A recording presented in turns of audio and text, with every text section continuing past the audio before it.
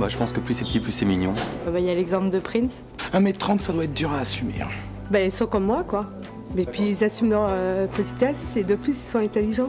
Moi, j'assume ma taille. Mais moi, j'assume pas du tout mes seins. La vie doit être difficile pour eux, la vie de tous les jours, et trouver un mari ou un homme, faire plein de choses, ça doit être impossible pour eux. Si j'ai une seule chose à leur dire, c'est que s'ils sont bien dans leur tête, qu'ils avancent dans la vie.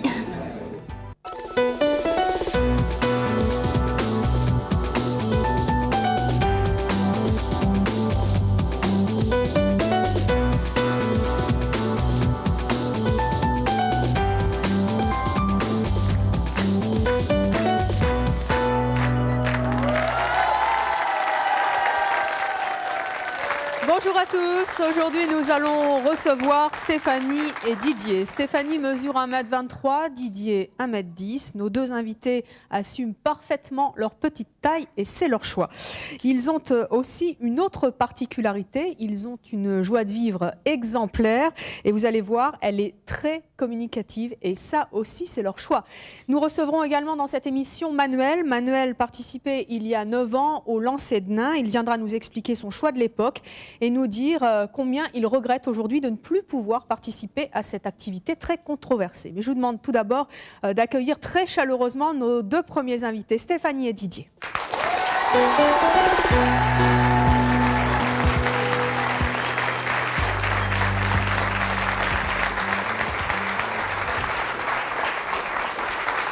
Bonjour. Bonjour.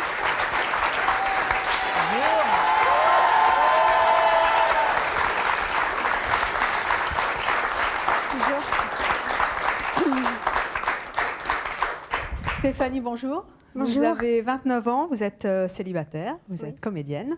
Vous mesurez donc 1m23. Oui. Didier, vous avez 28 ans, vous êtes également célibataire, vous êtes employé de bureau et vous mesurez donc 1m10. Alors, quelle est la chose la plus insurmontable que vous faites dans la journée? Oh, il y en a plusieurs. Hein. Lesquelles? Il y en a plusieurs. Moi, je sais que je rencontre diverses difficultés. Par exemple, prendre le métro, je ne le prends jamais, personnellement. Qu'est-ce que vous faites à la place? Je prends le taxi et il faut toujours trouver une solution. Hein. Ce n'est pas la société qui va me la donner. Hein, donc, Mais pourquoi vous ne pouvez pas prendre le métro? Parce que je mesure 1m10, donc déjà, je descends des escaliers, c'est éprouvant. C'est comme si j'allais accompagner Nicolas Hulot pour Ushuaïa, quoi. Vous êtes gentil, mais bon, j'arrive au travail, c'est le Titanic à moi tout seul, je suis déjà trempé. Il faudrait me greffer une douche dans le dos pour que je me change tout de suite, dès que j'arrive. Hein. Donc vous prenez le taxi? Je prends le taxi qui est confortable, mais bon, ça demande un certain investissement, certes, mais je me fais aider par des allocations pour pouvoir rembourser quand même ces frais, qui sont vraiment assez énormes. Et qu'est-ce qu'il y a d'autre d'insurmontable dans la journée à faire?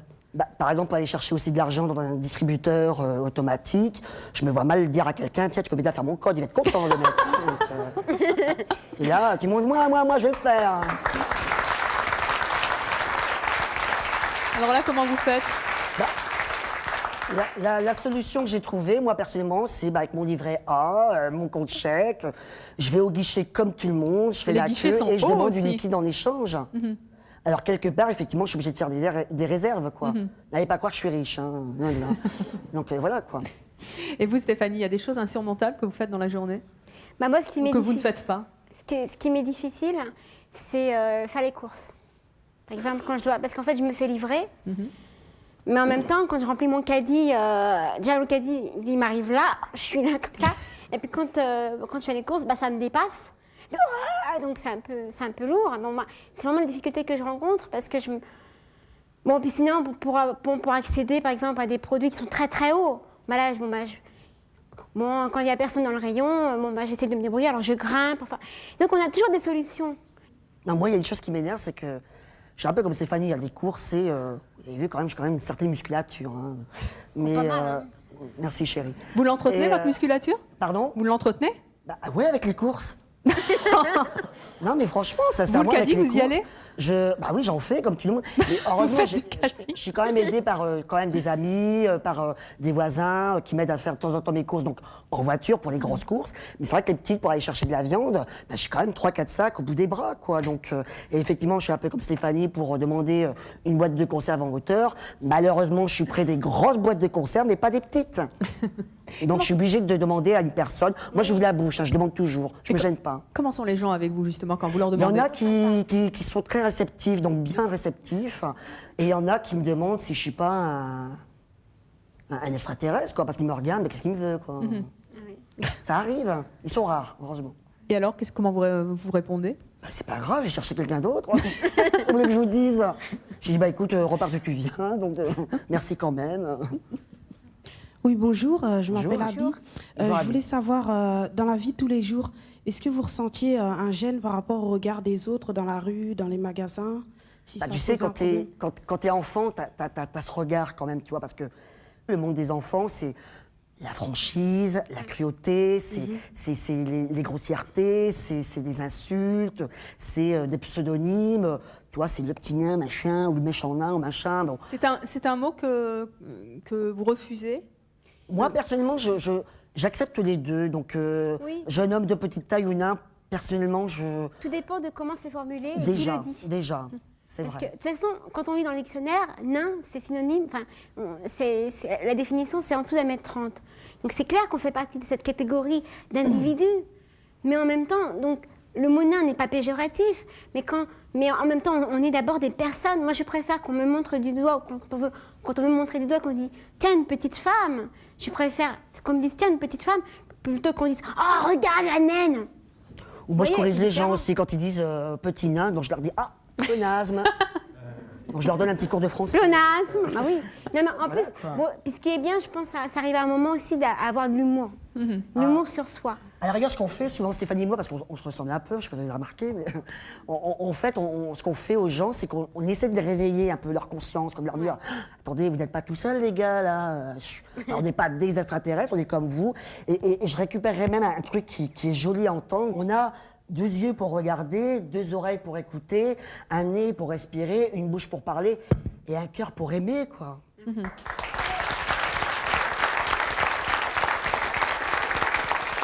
Quelles sont les choses que vous avez faites malgré votre handicap et dont vous êtes le plus fier? Bah, D'être là, je crois déjà. Franchement. D'être là, bah, grâce à vous, Evelyne, grâce à votre cher patron, Jean-Luc, et grâce aux médias, je vous assure qu'on peut faire quelque chose grâce à vous. ça va évoluer. Grâce à votre J'espère. émission, notre image est en train d'évoluer. Voilà. Et parce que même grâce au public qui est là, qui nous regarde, qui ne nous juge pas, ou qui a des interrogations, mais qui est curieux, mais curieux d'une bonne curiosité. C'est-à-dire que c'est un public qui veut rencontrer d'autres personnes, d'autres gens, mais pour apprendre. Parce que voilà, ce qu'il faut savoir, moi, ce que j'en suis convaincue de mon parcours de comédienne, j'ai eu la chance de rencontrer toutes sortes de gens, toutes sortes de monde.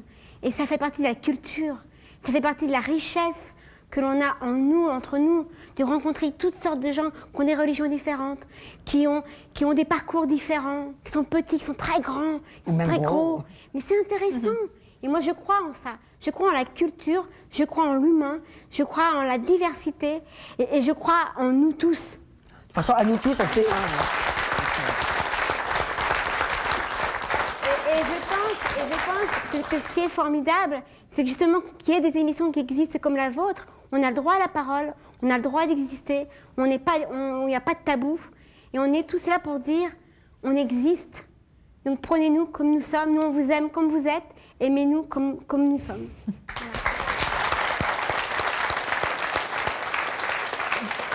Didier, vous, est-ce qu'il y a des choses que vous avez faites malgré le fait que vous soyez petit, que vous n'auriez jamais imaginé faire et que vous avez quand même fait? Peut-être poser par nu. défi? Poser nu. J'ai posé nu pour un photographe, donc je ne citerai pas son nom par respect, mais j'ai posé nu, donc pas au même titre que, je sais pas, d'autres stars connues qui ont posé dans Playboy, mais bon.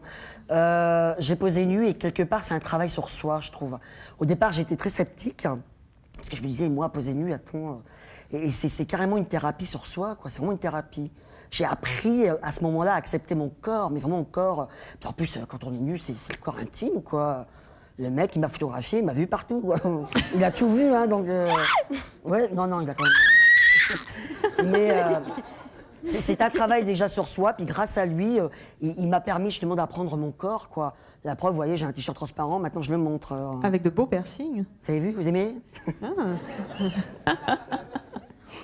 Pourquoi ce look Personnellement, j'avais particulier. pas envie de passer inaperçu parce que bon, c'est vrai que déjà, j'aurais été, on va dire, avec des fringues vestimentaires, enfin des fringues, on va dire banales. Déjà, je passe pas inaperçu, c'est évident. Chaud, on se retourne. Mais c'est vrai que j'avais envie d'apporter un plus quelque part pour dire que je ne suis pas que nain non plus. Je suis quelqu'un qui exprime aussi le goût justement pour les vêtements, pour la mode, pour ce qui est beau, quoi, pour l'art en général. Est-ce que ça a été facile de s'assumer aussi bien que vous vous assumez aujourd'hui? Moi, c'est à partir à peu près de 10 ans en fait que j'ai commencé vraiment à me dire. Pourtant, 10 ans, c'est tôt. Hein. Je pense pas qu'un enfant de 10 ans aurait pu avoir cette maturité que moi j'ai pu avoir à 10 ans. Mais c'est vraiment vers l'âge de 10 ans que je me suis dit, bon, attends, mon coco, t'es là sur Terre, c'est pour quelque chose, quoi. Baisse pas les bras, t'es là et...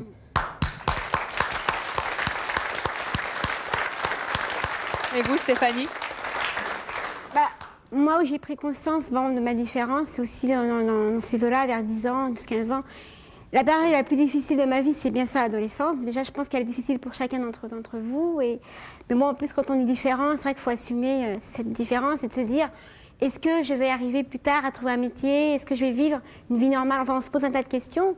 Et puis, en fait, après une analyse sur soi-même, après le parcours de sa vie, des rencontres qu'on fait tout au long de sa vie, on se dit, mais oui, c'est possible si on se donne la chance. Parce qu'en fait, il ne faut pas aussi mettre Moi, je pense que maintenant, je pense qu'il ne faut pas non plus dire que c'est à la faute de l'autre qu'on n'a pas de chance. C'est faux.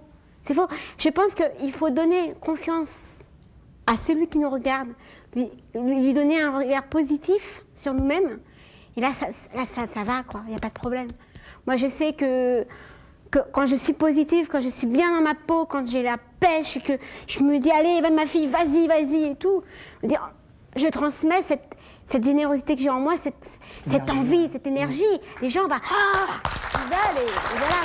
Ça, c'est clair. Bonjour.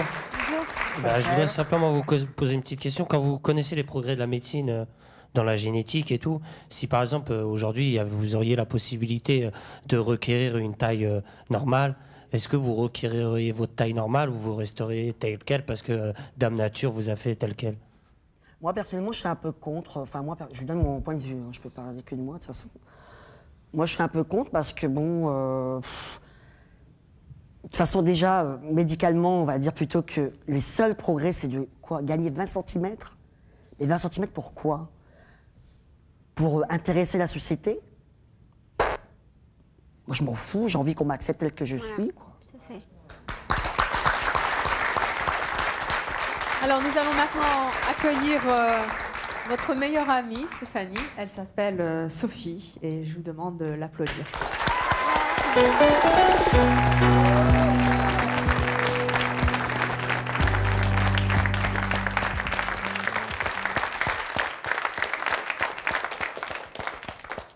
Sophie, bonjour. Bonjour. Vous avez 27 ans. Oui. Vous êtes agent au service clientèle d'une grande entreprise française. Oui. Vous mesurez 1,07 m et vous êtes née sans bras. Oui.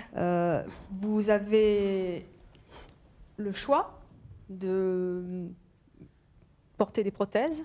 Pourquoi ne l'avez-vous pas fait? J'ai le choix, mais pour moi, c'est plus une contrainte qu'autre chose. C'est-à-dire que j'estime que ça ne me servirait pas à grand-chose puisque je fais tout avec mes pieds. Et donc, ça serait plus une charge à porter pour moi, plus qu'autre chose. Même esthétiquement, c'est sûr que peut-être que ça choquerait moins, mais moi, je préfère être comme ça. Je suis comme je suis et je préfère rester comme ça. Stéphanie et Didier s'assument parfaitement. Est-ce que c'est aussi votre cas? Je pense, oui. J'en suis même sûre. Comment est-ce que vous vous débrouillez dans la vie de tous les jours? Eh bien, la vie de tous les jours a été une école pour moi. C'est-à-dire qu'il a fallu que j'apprenne déjà à vivre comme ça, que j'apprenne à m'accepter comme ça et que j'apprenne à faire ce qu'il faut pour me débrouiller le plus possible toute seule. Alors, comment est-ce que vous vous débrouillez? Vous travaillez? Oui, je travaille. J'ai un poste adapté par rapport à mon handicap. Un bureau de petite taille. Je travaille sur ordinateur avec mes pieds. Oui. Et puis, je me sers beaucoup de ma tête. C'est essentiellement mon travail. Et dans la vie de tous les jours, on parlait des courses tout à l'heure avec Stéphanie, Didier. C'est des choses que... Bien, les courses me posent d'autres problèmes encore parce que moi, je n'ai pas mes bras. Donc, moi, je suis obligée de demander aux gens pour attraper les choses. Donc, je crois qu'il y a une façon de demander aux gens, une façon très, très diplomate, parce que je pense que si on attend des autres qui nous aident, je pense qu'il faut leur montrer aussi, leur donner une image aussi positive et leur montrer que bon, on est comme ça, mais on peut aussi être avec les gens diplomates. Enfin, je pense que tout vient de la façon dont on dit les choses, je pense. Et comment vous avez fait pour vous accepter? Ça a été très difficile, surtout à l'âge de l'adolescence, parce qu'on a déjà du mal à s'accepter physiquement. Et je pense que le problème a été de choisir entre ce que pensaient les autres et ce que moi j'avais vraiment et réellement envie de faire. Et alors? Je crois que j'ai choisi. Et ça a changé le regard des autres? Je pense que le regard des autres change par rapport à l'image qu'on donne de soi aussi, je pense. Je pense que si on donne l'image de quelqu'un qui est bien, de quelqu'un qui se sent bien dans sa peau, qui veut vivre comme tout le monde, qui veut s'intégrer, je pense que les gens sont tout à fait prêts à vous aider. Oui, bonjour, je m'appelle Nicolas, j'ai 18 ans. Je voulais déjà dire que vous donnez une formidable leçon d'humilité déjà à tous ceux qui sont autour de la salle. Et ce que je voulais demander, ça n'a rien à voir avec votre taille ou ce que vous êtes. Je voulais seulement dire que, vu la joie de vivre que vous dégagez de votre vie, est-ce que vous le retransmettez dans votre entourage et dans vos amis pour aider des personnes qui brodent du noir? Le fait d'être positif, ça attire les gens, tu sais. T'imagines si j'étais toujours en train de me larmoyer sur mon sort, comme ça, attends, j'attire pas les gens ils vont me dire, attends, qu'est-ce qu'il a chialé celui-là, quoi. Tu vois. Mais il faut être positif dans la vie, il n'y a pas de raison d'être négatif, je vois pas la raison. C'est le seul moyen de se faire vraiment accepter déjà par le sourire, rien que de dire bonjour, c'est... Vous sortez souvent ensemble, les deux? Quand on peut, ouais. Mais le Havre, moi je suis à Paris. Alors. Ah oui? Et vous sortez où? Vous faites quoi? On va en boîte, au karaoké, on s'éclate. Hein. Vous allez en boîte? Ah ouais. Bien sûr. C'est vrai que la foule, ça peut étouffer, parce que moi je vais souvent au Queen, à des soirées aussi orientales gays, donc... mais j'y vais, hein, moi je trouve dans Vous êtes homosexuel? Pardon? Vous êtes homosexuel? Vous le revendiquez? Ouais.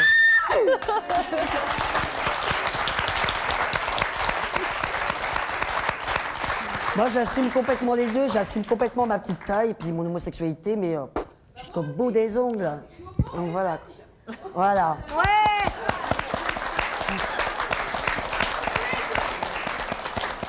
Alors bonjour, je m'appelle Mélusine et en fait c'est pas une question que je voulais vous poser, je voulais savoir si si vous étiez du même avec moi.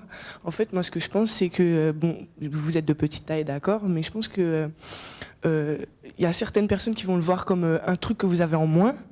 Mais moi, je trouve que d'autres qualités remplacent justement. Moi, je vais te donner un exemple, tu vois, par exemple, quelqu'un qui, un peu comme Sophie, le fait justement qu'elle ait pas de bras, et moi j'en suis sûre, je la connais pas tellement, hein, Sophie, j'avais fait sa connaissance là aujourd'hui, en début d'après-midi, et je suis sûre, je lui demande, elle a plus de force effectivement dans les jambes, tu vois, quelque part l'énergie qu'elle a perdue dans les bras, elle l'a dans ses jambes. Tu prends quelqu'un qui est aussi donc unijambiste ou même qui n'a plus de jambes, il a une force dans les bras, mais attends, il t'en met une. Voilà, donc. Voilà, je veux dire, lui, il n'a pas besoin de bodyguard. Hein. C'est-à-dire, le mec, l'agresseur, il vole. Hein. De toute façon, il y a un physique. Le physique se développe par rapport au handicap. Le physique se développe autrement. Je dirais qu'une force différente se développe. Mais je pense que la force qui se développe le plus, c'est dans la tête, je pense. Parce que y a...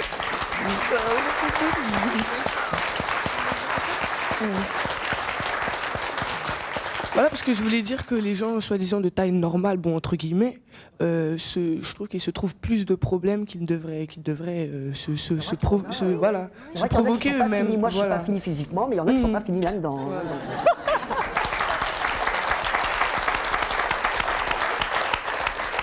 Comment ça se passe au niveau de la séduction? Vous nous disiez tout à l'heure, Stéphanie, que vous allez avec Sophie en boîte. Est-ce que c'est un endroit facile pour draguer quand on est de petite taille? Je pense que c'est une séduction différente. C'est-à-dire que quand on va en boîte, je pense que la première chose qu'on repère, c'est un homme qui est bien foutu, une femme qui est bien foutue. Bon, nous, la séduction, elle doit être ailleurs. C'est-à-dire qu'on doit la prouver ailleurs, je pense par notre façon d'être, notre façon de penser, notre façon de sourire, notre façon de parler, notre façon de bouger. Mais avant, Sophie, avant c'est le physique, de toute façon. Donc Oui, c'est à nous de... oui, c'est pour ça que je dis que la séduction, elle est différente au départ. Oui, mais pense ce qui est important aussi, c'est de développer notre propre séduction par rapport à notre... Parce que c'est sûr qu'on ne peut pas comparer une femme qui fait 1m70 avec une femme qui fait 1m20. C'est sûr. Mais c'est pas ce qu'on veut. Ce qu'on veut, c'est exister en tant que femme, parce qu'on est des femmes, qu'on n'est pas des enfants. Alors nous allons maintenant accueillir Alain, c'est le complice du père Fouras dans Fort Boyard, que vous connaissez bien. Il est venu avec sa femme. Je vous demande de les accueillir, Alain et Nathalie.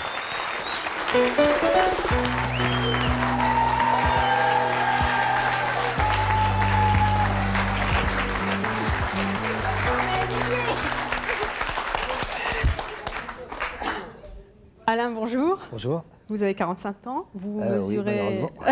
Ah bah, ça va. Vous mesurez 1m28. Nathalie, vous avez 30 ans. Oui. 1m55. Vous vous êtes mariée en 93. Vous avez aujourd'hui une petite fille qui s'appelle Adeline et qui a 5 ans. Alors, Nathalie, Alain, qui a dragué l'autre? Racontez-nous comment ça s'est passé. Bah, disons que moi j'adore les vieilles choses. Je parle pas de ma femme pour les vieilles choses. J'adore les brocantes, ce qu'on appelle chez nous les foires à tout et les vigreniers. Mais moi j'ai entassé chez moi des bricoles. Puis ce jour-là, vu que j'avais plein de bricoles, j'ai revendu tout. Pas pour me faire du fric, mais pour débarrasser de tout. Puis un jour j'ai eu une cliente. C'est-à-dire cette demoiselle qui est là, qui est devenue ma femme. Et quand je l'ai vue, ça fait jackpot. Donc, et après, j'ai une amie qui était avec moi, elle me dit, tiens, tu l'as pas reconnue. Puis je tiens à vous dire qu'elle aimait le Fort Boyard, mais au Fort Boyard, il y avait un homme qu'elle détestait, c'était celui qui était avec le père Fouras. C'est-à-dire moi. C'est-à-dire que je ne souriais jamais. Elle disait, qu'est-ce qu'il a l'air con, ce mec. Je vous assure que c'est vrai. Et je ne sais pas comment ça s'est... La roue a tourné, depuis je suis devenu son mari. Donc...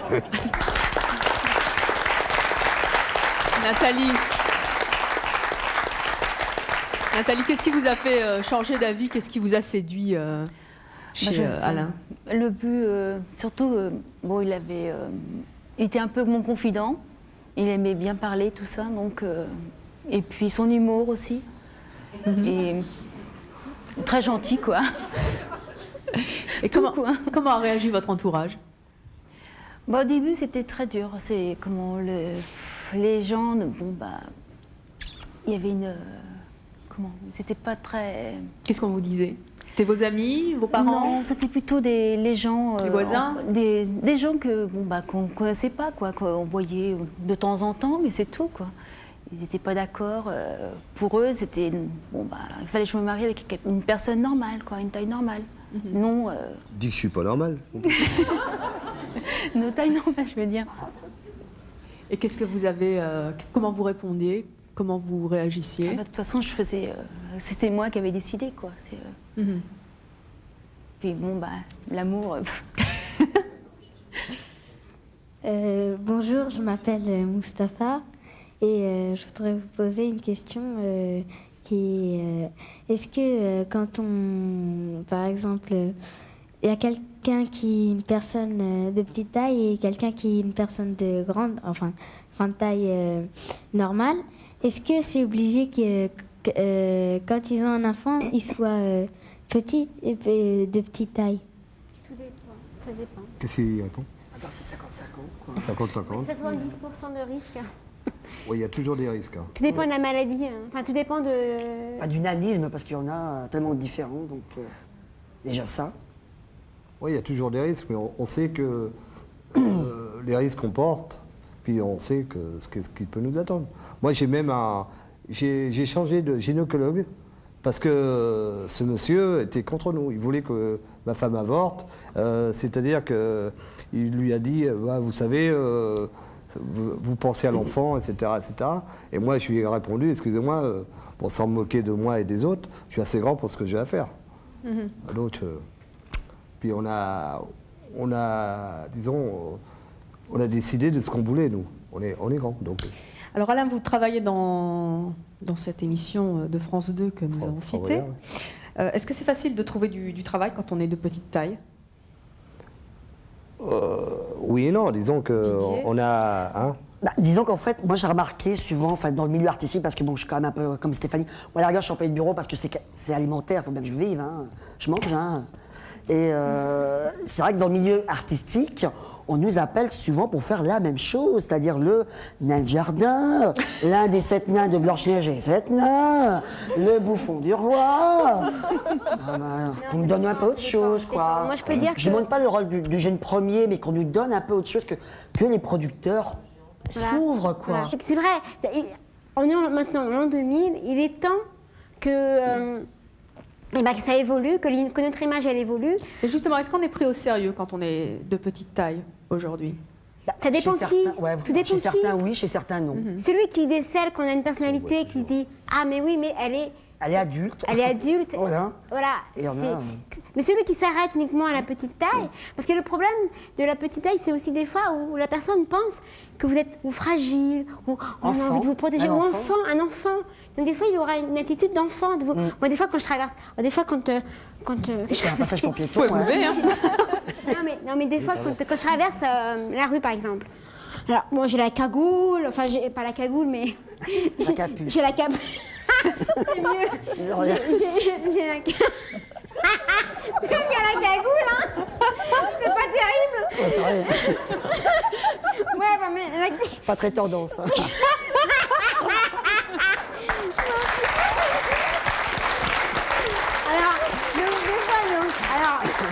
Alors, il pleut, j'ai la capuche, alors je traverse comme ça et tout.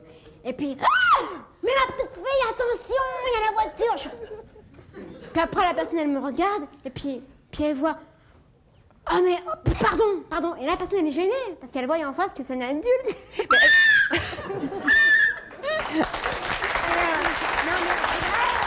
Et en fait, ça m'énerve. Mais est-ce que la vie aujourd'hui, elle n'est pas plus facile avec le fameux politiquement correct dont on parle tant? Disons, c'est pareil, hein, ça dépend. Ça dépend comment nous on conçoit notre vie. Mais non, c'est pas facile. Moi, il y a certains métiers que je ne peux pas faire. Par exemple, si je n'étais pas comédienne, bon, à part être employée... mais j'ai assez appelé de secrétaire aussi. Merci Stéphanie.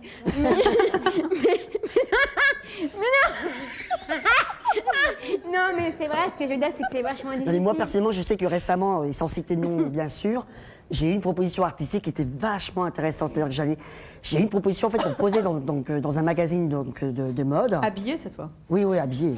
Mais avec une mannequin aussi internationalement connue. Et en fait, franchement, c'est le magazine qui a refusé. Donc en fait, la proposition est partie du photographe, qui lui était un grand photographe de mode. Et bien justement, le fait qu'un nain soit sur une couverture ou sur des pages glacées d'un magazine de mode, ça fait des ordres. C'est pas bon. Ça gêne. Et on est en an 2000. Alors, Manuel est notre prochain invité. En 1991, il a trouvé un travail très très particulier puisqu'il participait au spectacle de lancer de nains. Je vous propose d'accueillir Manuel.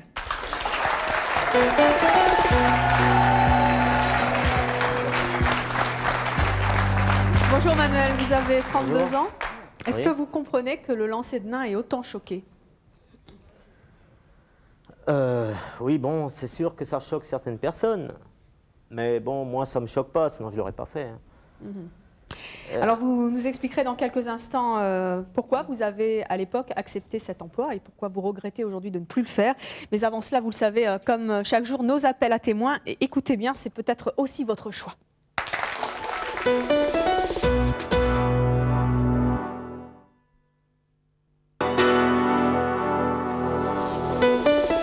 Je vous attends sur le plateau de C'est mon choix. Si votre look, votre langage, vos idées choquent vos parents ou si vous ne comprenez pas l'attitude de votre enfant, si votre conjoint est somnambule, s'il ronfle, s'il est insomniaque, s'il dort trop ou s'il vous réveille toutes les nuits pour faire l'amour, enfin si vous êtes mince et si vous craquez pour les femmes fortes ou si vous aimez les grosses et que vous avez choisi d'en épouser une, contactez-nous au 01 53 84 31 11 si ce sont vos choix, que vous les assumiez ou que vous les regrettiez.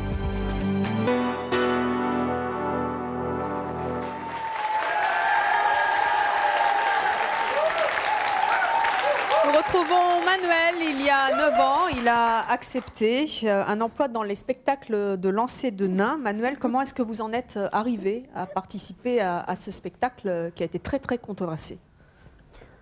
Je vais vous le raconter du début. Bon, moi j'étais une fois dans une discothèque et puis il y avait un catching entre filles. Et puis moi j'ai fait le manager de l'une d'elles.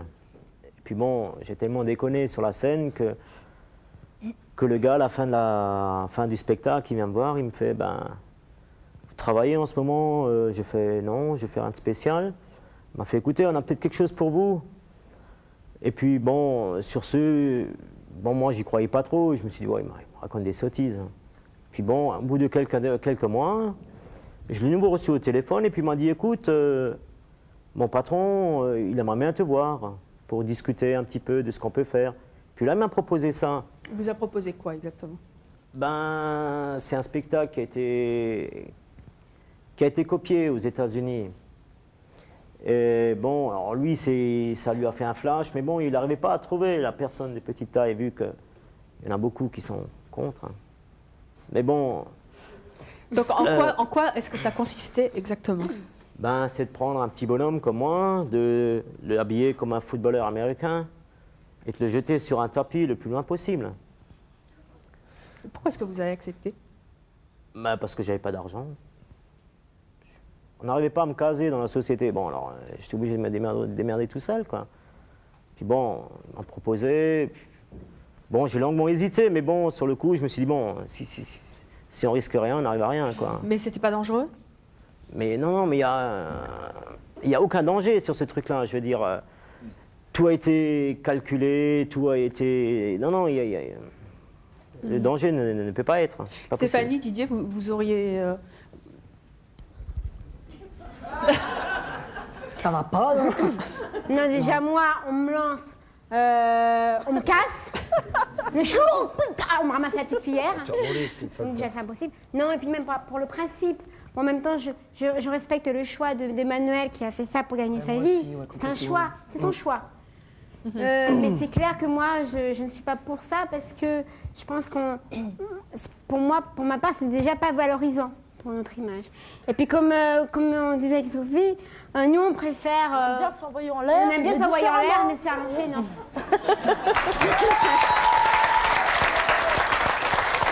Mais on est prêt à monter jusqu'au 7e ciel. On est prêts, nous, hein? Bien sûr. Didier, vous trouvez ça dégradant? Oui.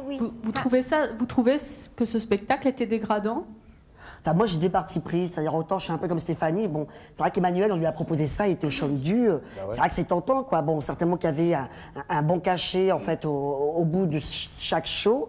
Et c'est vrai que bon, je le comprends donc dans sa démarche d'avoir trouvé ce travail en plus par pur hasard, mais en même temps c'est vrai que j'ai deux partis pris, donc autant je le respecte tel qu'il est. Bon, moi je pensais qu'au départ il y avait des risques, hein, franchement, donc je suis un peu bébête, donc j'apprends parce que là je te vois aujourd'hui, Emmanuel, je te connaissais pas du tout avant. Je pensais qu'il y avait des risques. Bon là tu dis qu'il y en a pas, donc apparemment t'as pas eu apparemment de séquelles. Mais non, t'es encore entier. Non, hein. vu que je suis entier, donc. Ouais, t'es pas divisé en deux encore là, ça va. Non. D'accord.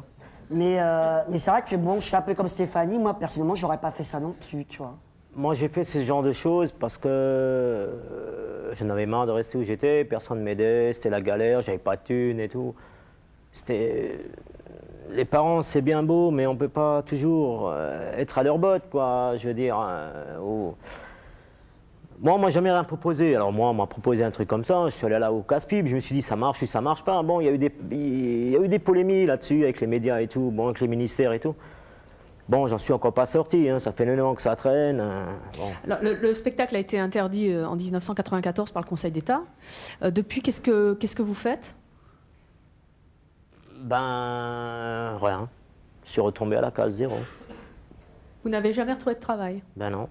Mais si, mais il y a du travail. Tu sais, je veux dire, Manuel, il faut que, à mon avis, ce qui te manque, c'est peut-être, si je peux me permettre, c'est la confiance en toi, plus.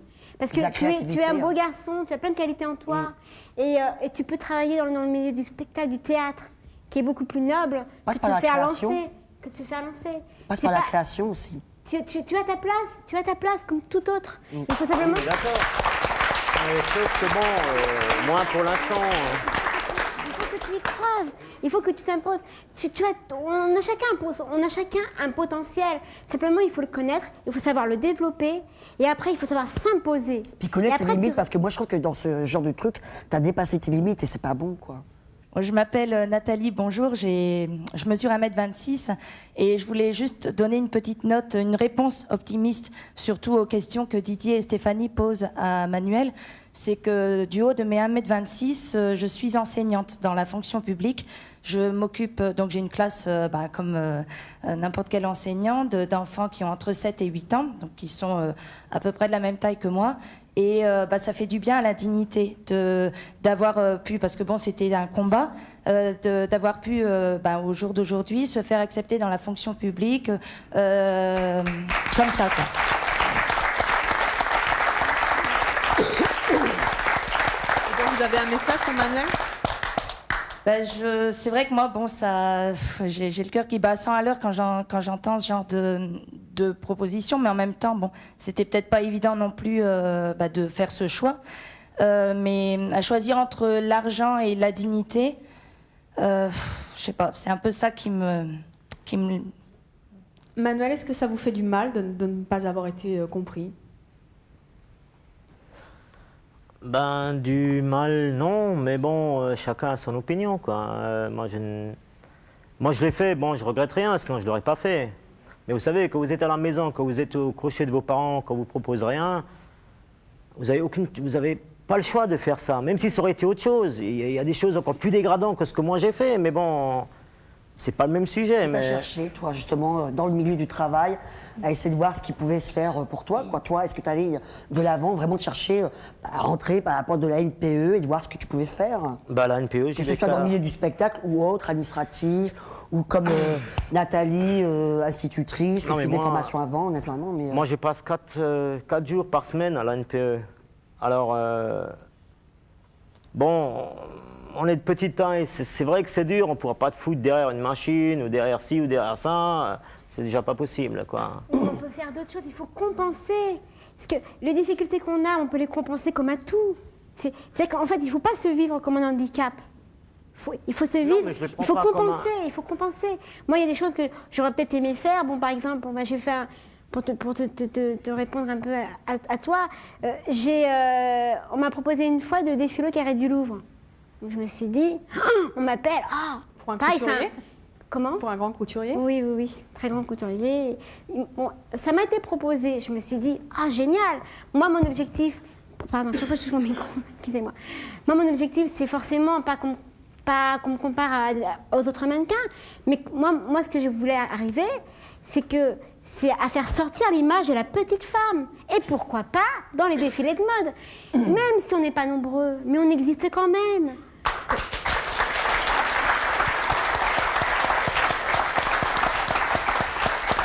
Donc c'est ça, c'est qu'on est tous là. On a tous un tempérament, une personnalité. Une pêche. Mais une pêche, on a envie de faire des choses. Moi, je sais que ce soit ou avec Sophie, ou avec Didier, ou avec d'autres personnes. On a envie de faire des choses, mais je ne sais pas parce que Sophie, elle n'a pas de bras, qu'elle ne pourrait pas animer une émission de télé, ou qu'elle ne pourrait pas, je sais pas, mais faire... Mais moi, c'est pareil. Je vous vois venir. Oui, non mais tout à fait. Non mais, vous voyez, on a plein d'idées, on a plein d'envies. Et moi, ce que je veux vous dire, ce que je veux préciser, c'est que ce qui me fait du mal à l'heure actuelle, c'est qu'il y a des choses où je m'en sens capable, où je pense que je pourrais y arriver assurée. Mais là où c'est la difficulté, c'est qu'il faut... C'est que... Comment dire ? C'est la société qui nous en empêche, Il faut toujours arriver, il faut toujours presque se justifier que oui, mais moi, nous aussi on peut, nous aussi on est capable de. Mais ce que je veux simplement dire, c'est mais donnez-nous notre chance. Alors justement, si vous aviez un rêve, Sophie, Stéphanie, Didier, ce serait lequel? Prendre votre place. Je le savais. Moi, faire continuer ma carrière de comédienne et pouvoir avoir des rôles de femmes à part entière. Bon, pour vous dire, entre guillemets, un rêve, j'en ai plein, mais un rêve comme ça que je peux soumettre. Moi, ce que je vois très bien, qui pourrait être drôle, mais en même temps qui pourrait valoriser l'image de la petite femme, toujours, et amener cet humour qu'on a entre nous. Ça serait quel rôle? Ce serait un remake des Drôles de Dames. Ce serait très sympa. Imaginez, waouh, nous on arrive et tout. Waouh, vas-y. Vas-y, Sabrina. Non, mais ça serait drôle. Ça pourrait être drôle, ça pourrait être possible. C'est Prends ton possible. flingue. Oh yes. Et puis il fait bosseler. Bah oui. Non, mais vous voyez, c'est possible. C'est possible. Vous voyez, on a Et déjà... vous, Sophie, ça serait quoi votre rêve? C'est vrai. Moi, j'ai déjà une vie qui est très très bien. Je crois que beaucoup de mes rêves se sont réalisés. Vivre comme tout le monde déjà, c'est très très important. S'insérer dans une société qui a du mal à comprendre la différence. Avoir un travail, je l'ai eu. Et ça, c'est très important aussi. Ça donne quand même une image très positive. Si je peux me permettre, je voudrais revenir quelques minutes par rapport à ce que disait Emmanuel. Je trouve que, bon, moi personnellement, je ferai pas ce qu'il a fait. Je n'accepterai jamais. Et je pense peut-être que inconsciemment, s'il a accepté de le faire, c'est parce que lui-même n'arrive pas à se valoriser. Il n'arrive pas à se valoriser, il se sous-estime. S'il ne se sous-estimait pas, il n'aurait jamais accepté ce travail. Qu'est-ce que vous avez envie de dire justement aux personnes de petite taille qui n'ont pas encore la possibilité de s'assumer aussi parfaitement que vous le faites aujourd'hui devant un public et des téléspectateurs? Moi, je dirais à la rigueur, je suis prêt à les aider. Moi, c'est ce que j'allais dire aussi. Franchement, verbalement, à les aider, à les rencontrer. C'est vrai que moi, je fais un peu partie donc, de l'association des personnes de petite taille. Et personnellement, j'y suis allée donc, avec l'idée plus d'aider les autres, parce que moi-même, je me sentais déjà bien dans mes chaussures orthopédiques, mes baskets. Et c'était plus dans cet esprit-là, quoi. Dans mes orthos. Et donc voilà, quoi. Moi, c'est pareil, je me vois pas rester chez moi. C'est plus dans cet esprit-là, quoi. Je me vois pas rester chez moi non plus à rien faire puis à regarder les autres en train de galérer, quoi. Moi, c'est pas ma vocation. Je veux dire, j'ai mon travail, certes, qui n'a rien à voir avec le milieu social, mais je me vois faire autre chose à côté, je pense. Moi, ce que j'ai envie de dire donc, aux adolescents donc, de petite taille qui souffrent, qui ne savent pas encore trop comment prévenir à l'avenir, ce à quoi s'attendre. Moi, ce que je conseille, par rapport à mon vécu, à mon parcours, c'est qu'ils trouvent en eux une passion. Voilà. Qu'elle soit sportive, qu'elle vienne du théâtre, parce que c'est la passion qui vous valorise. C'est par la passion que vous découvrez tout votre potentiel, que vous faites des rencontres. C'est la passion. La passion, puis moi je dirais aussi l'amour des gens, l'amour par exemple du public. Moi je sais que dans ma vie, mes amis comptent beaucoup, quoi. Et je dirais même qu'il y a des fois, ils oublient complètement que je suis de petite taille. Et ça, c'est vachement valorisant, en fait. Eh bien, je voulais vous remercier tout particulièrement merci à vous, Evelyne. pour cette leçon de courage formidable que vous nous avez transmise aujourd'hui. Et la joie de vivre extraordinaire que vous nous avez vraiment communiquée sur ce plateau. Merci vraiment du fond du cœur. Et surtout, ne changez vraiment rien. Merci à vous. Merci à vous, bien sûr, de vos réactions, de vos questions. Et puis, bien sûr, à vous de nous avoir suivis. À très bientôt. Demain, nous recevrons Edwige et Célia. Edwige a eu son premier enfant à 15 ans et demi. Célia est tombée enceinte à 16 ans. Ces bébés, elles les ont désirés. Ça a été un vrai choix. À demain, 13h50.